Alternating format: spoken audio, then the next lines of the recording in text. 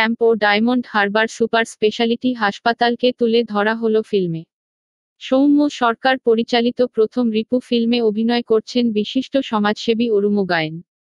তিনি কি জানালেন স্কাই নিউজ এর সাংবাদিক বাইজিদ মণ্ডলকে দেখতে থাকুন, জানতে থাকুন, চ্যানেলটি ফ্রি সাবস্ক্রাইব করে আপডেটেড থাকুন।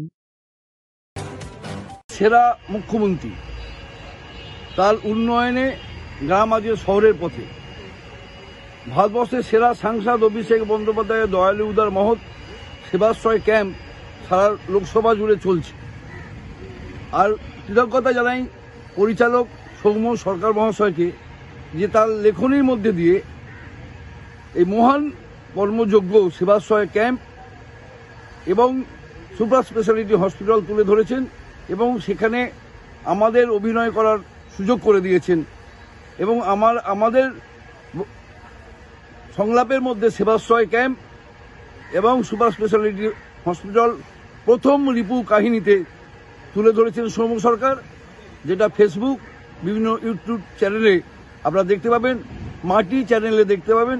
কৃতজ্ঞতা জানাই সৌম্য সরকারকে। আর আমরা গর্বিত, আমরা আপ্লুত মহান মুখ্যমন্ত্রী মহোদয়জি দয়ালু সাংসদ অভিষেক বন্দ্যোপাধ্যায়কে।